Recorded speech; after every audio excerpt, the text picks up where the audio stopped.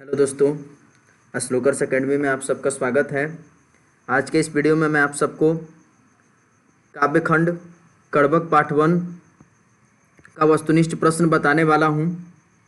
पिछले से पहले मैंने आप सबको कड़बक पाठ का भावार्थ बताया था, तो जिन्होंने भी इस पाठ का भावार्थ नहीं देखा है वो उसे ज़रूर देखिएगा और दोनों कड़बक का अर्थ को अच्छे से आप लोग समझिएगा।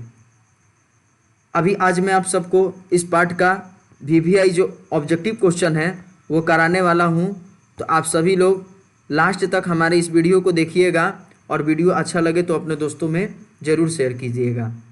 तो चलिए वीडियो को शुरू करते हैं।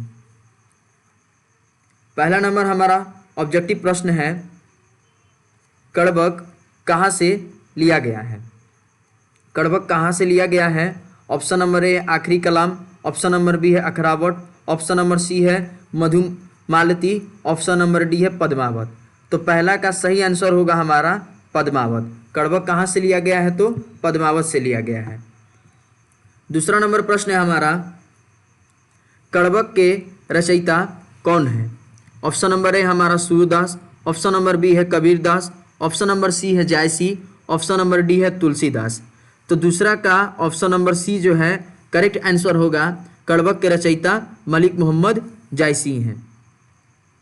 अगला प्रश्न तीसरा नंबर है हमारा, जायसी जी रचित पद्मावत की भाषा क्या है? जायसी जी द्वारा रचित पद्मावत की भाषा क्या है? पहला नंबर ऑप्शन है अवधी, दूसरा है ब्रजभाषा, तीसरा है खड़ी बोली और चौथा है हमारा मैथिली। तो इसका करेक्ट आंसर होगा हमारा अवधी। ऑप्शन नंबर ए जो है करेक्ट आंसर होगा कि जायसी जी द्वारा रचित पद्मावत की भाषा क्या थी? तो पद्मावत की भाषा अवधी थी। अगला प्रश्न है हमारा चौथा नंबर, मलिक मोहम्मद जायसी किस परंपरा के कवि हैं? मलिक मोहम्मद जायसी किस परंपरा के कवि हैं? ऑप्शन नंबर ए सगुण कृष्ण भक्ति परंपरा, ऑप्शन नंबर बी सगुण राम भक्ति परंपरा, ऑप्शन नंबर सी प्रेमाख्यानक काव्य परंपरा, ऑप्शन नंबर डी संस्कृत काव्य परंपरा। तो चौथा नंबर प्रश्न का सही उत्तर होगा हमारा प्रेमाख्यानक काव्य परंपरा के ये कवि थे। अगला प्रश्न है पांचवा नंबर हमारा, जायसी जी ने अपनी एक आंख की उपमा किससे की है? यानी उपमा मतलब यहाँ पे अर्थ क्या हो जाएगा कि तुलना करना, कि जायसी जी ने अपनी एक आंख की उपमा या तुलना किससे की है? तो ऑप्शन नंबर ए कमल से, ऑप्शन नंबर बी कुमुद से, ऑप्शन नंबर सी सरोवर से, ऑप्शन नंबर डी दर्पण से। तो 5 का करेक्ट आंसर होगा ऑप्शन नंबर डी दर्पण। दर्पण से जो है वो मलिक मोहम्मद जायसी अपनी एक आंख की तुलना करते हैं। अगला प्रश्न है छठा नंबर हमारा, मलिक मोहम्मद जायसी किस शाखा के कवि हैं? मलिक मोहम्मद जायसी किस शाखा के कवि हैं? ऑप्शन नंबर ए होगा हमारा प्रेम मार्गी शाखा, ऑप्शन नंबर बी होगा ज्ञान मार्गी शाखा, ऑप्शन नंबर सी होगा राम मार्गी शाखा, ऑप्शन नंबर डी होगा कृष्ण मार्गी शाखा। तो इसका करेक्ट आंसर जो है ऑप्शन नंबर ए होगा, प्रेम मार्गी शाखा के ये कवि थे मलिक मोहम्मद जायसी। अगला प्रश्न है हमारा सातवां नंबर, कौन सी कृति जायसी जी की नहीं है? कौन सी कृति जायसी जी की नहीं है? Option number A Padmavat, option number B Akhrawat, option number C Akhiri Kalam, option number D Mrigavati. तो इसका करेक्ट आंसर होगा ऑप्शन नंबर डी मृगावती जो है मलिक मोहम्मद जायसी की रचना नहीं है। बाकी पद्मावत, अखरावट और आखिरी कलाम मलिक मोहम्मद जायसी की रचना है। तो सातवां का करेक्ट आंसर डी होगा। अगला प्रश्न आठवां नंबर है हमारा, पद्मावत किसकी रचना है? पद्मावत किसकी रचना है? तो पद्मावत किसकी रचना है? तो ऑप्शन नंबर ए मुल्ला दाऊद की, ऑप्शन नंबर डी कुतुबन की, ऑप्शन नंबर सी जायसी की, ऑप्शन नंबर डी मंडन की। तो आठवां का correct answer option number C होगा, जायसी जी की रचना पद्मावत है। नौवां नंबर प्रश्न है हमारा, मलिक मोहम्मद जायसी कवि हैं? मलिक मोहम्मद जायसी कवि हैं। ऑप्शन नंबर ए दुख के पीर के, कृष्ण प्रेम के, अष्ट छाप के या प्रेम के पीर के। तो मलिक मोहम्मद जायसी जो है प्रेम के पीर के कवि माने जाते हैं। तो 9 का ऑप्शन नंबर डी जो है करेक्ट आंसर होगा। अगला प्रश्न है हमारा 10वां नंबर प्रश्न है कि पद्मावत किसकी रचना है? ऑप्शन नंबर ए जायसी की, ऑप्शन नंबर बी तुलसीदास की, ऑप्शन नंबर सी सूरदास की, ऑप्शन नंबर डी नाभादास की। तो पद्मावत किसकी रचना है? तो मलिक मोहम्मद जायसी की रचना है। तो 10 का ऑप्शन नंबर ए जो है करेक्ट आंसर होगा। अगला प्रश्न है हमारा 11वां नंबर, प्रेम के पीर के कवि कौन थे? कहा जा रहा है कि प्रेम के पीर के कवि कौन थे?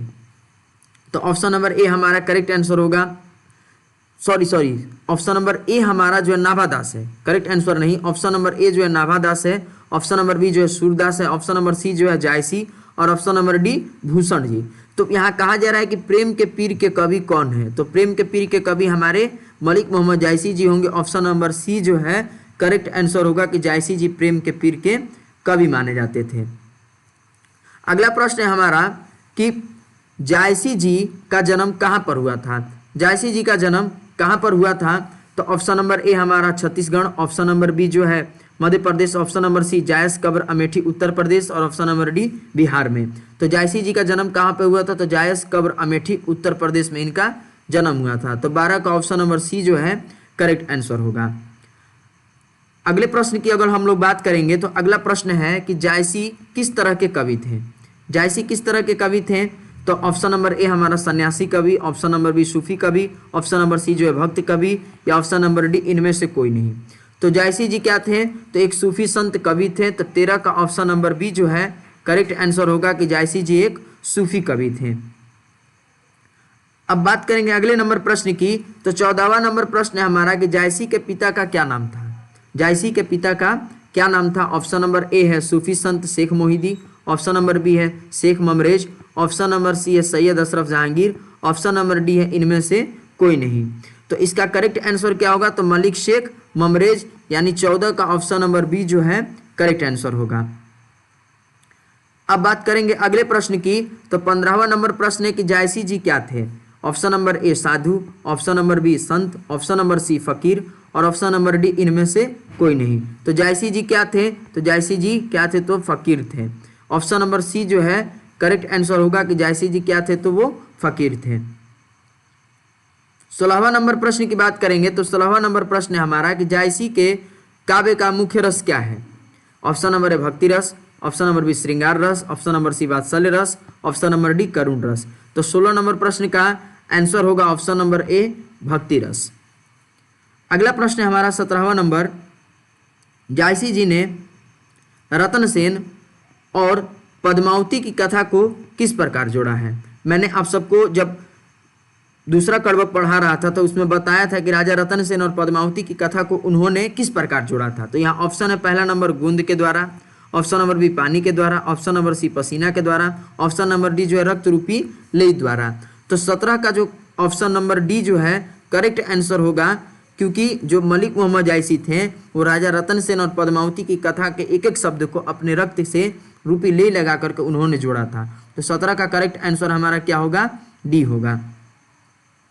अगला प्रश्न हमारा 18वां नंबर है कि जायसी जी किस दोष से युक्त होते हुए भी गुणवान है? जायसी जी किस दोष से युक्त होते हुए भी गुणवान है? तो ऑप्शन नंबर ए नेत्र दोष, ऑप्शन नंबर बी कान दोष, ऑप्शन नंबर सी आंख दोष, ऑप्शन नंबर डी इनमें से कोई नहीं। तो जायसी जी किस दोष से युक्त होते हुए भी गुणवान है? तो नेत्र दोष से जो है युक्त होते हुए भी वो गुणवान है। तो इसका ऑप्शन नंबर जो है हमारा क्या होगा? ए करेक्ट आंसर होगा। यहाँ पे जो है नेत्र के जगह पे आंख दोष दिया है, तो यहाँ आंख को हम क्या कर देते हैं, ये हमारा आंख जो है यहाँ पे हम लिख देते हैं पैर दोष, क्योंकि आंख और नेत्र जो है दोनों एक ही होता है। आंख कहिए या नेत्र कहिए एक ही बात है, परिभाषित शब्द है। तो यहाँ आंख के जगह पे हम पैर कर दे रहे हैं कि पैर दोष हो गया, कान दोष हो गया, नेत्र दोष हो गया और चौथा नंबर ऑप्शन इनमें से कोई नहीं। तो ऑप्शन नंबर 18 का जो है करेक्ट आंसर ए होगा, नेत्र दोष होगा। 19वां नंबर प्रश्न है हमारा, जायसी का काव्य किस प्रकार गंभीर एवं व्यापक है? पहला नंबर ऑप्शन है नदी की भांति, दूसरा नंबर ऑप्शन है हवा की भांति, तीसरा नंबर ऑप्शन है अग्नि की भांति, चौथा नंबर ऑप्शन है समुद्र की भांति। तो 19वें नंबर प्रश्न का जो करेक्ट आंसर होगा वो ऑप्शन नंबर डी हमारा करेक्ट आंसर होगा। समुद्र की भांति जो उन्होंने क्या किया था, अपने काव्य को गंभीर और व्यापक बनाया था। अगले प्रश्न की ओर हम लोग चलेंगे। तो 20वां नंबर प्रश्न है हमारा कि जायसी जी के गुरु का क्या नाम था? ऑप्शन नंबर ए सूफी संत Sheikh Mohidi, option number B Syed Ashraf Jahangir, option number B सूफी संत औलिया और ऑप्शन नंबर सी जो है हमारा संत कबीर दास। संत कबीर दास होंगे option number C. Option number D जो है संत नरहरि दास। तो 20वां का प्रश्न का जो सही उत्तर होगा वो ऑप्शन नंबर ए हमारा जो है वो करेक्ट आंसर होगा, क्योंकि जो हमारे मलिक मोहम्मद जायसी थे उनके दो गुरु थे, सूफी संत शेख मोहिदी थे और सैयद अशरफ जहांगीर थे। तो 20 का करेक्ट आंसर ए होगा। अब बात करेंगे अगले प्रश्न की। तो अगला नंबर प्रश्न हमारा कह रहा है कि जायसी जी को क्या हुआ था। ऑप्शन नंबर ए है चेचक, ऑप्शन नंबर बी है सिर दर्द, ऑप्शन नंबर सी है बुखार, ऑप्शन नंबर डी है कान दर्द। जायसी जी को क्या हुआ था? तो चेचक हुआ था। 21 का ऑप्शन नंबर ए जो है करेक्ट आंसर है। अगले प्रश्न की ओर बात करेंगे, 22वां नंबर प्रश्न। तो यहाँ पूछा गया है कि जायसी जी का निधन कब हुआ था, या जायसी जी का निधन हुआ था।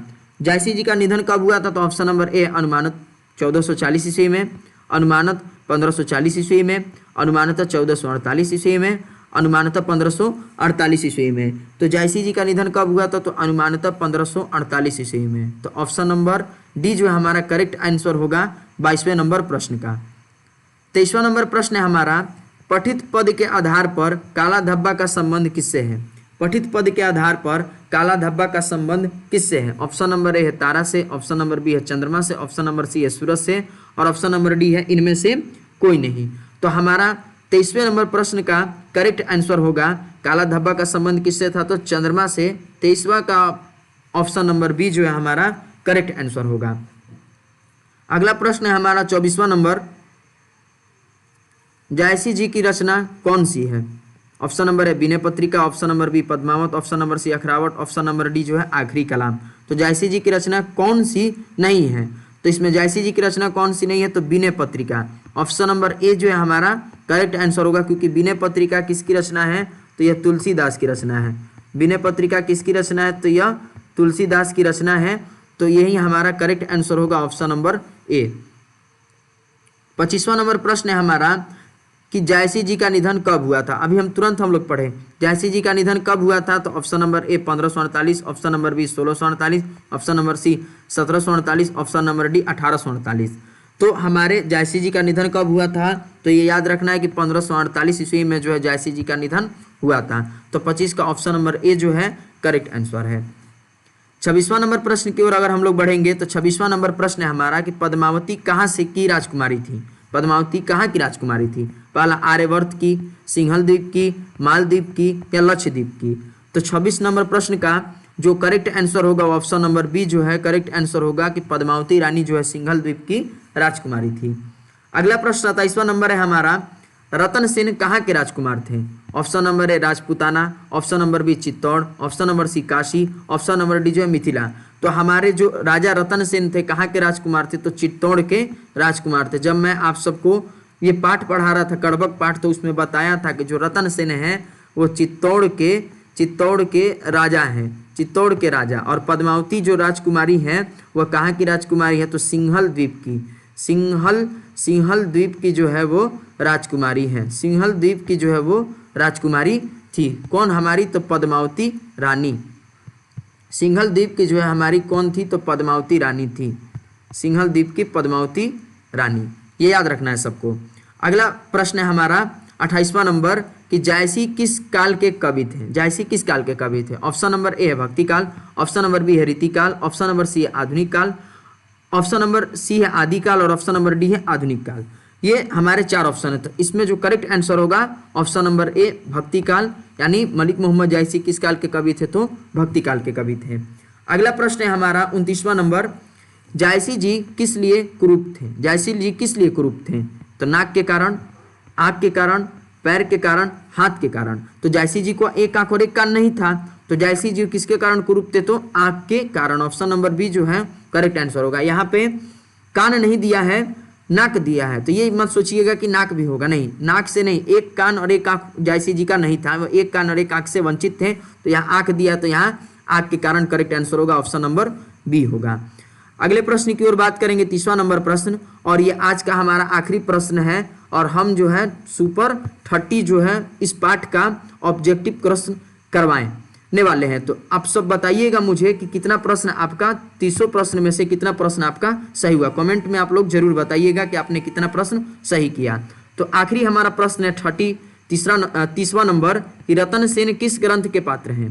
Option number A Akhrawat, option number B Akhiri Kalam, option number C Chitrarekha और ऑप्शन नंबर डी पद्मावत। पूछा जा रहा है कि राजा रतन सेन जो है किस ग्रंथ के किस रचना के पात्र हैं।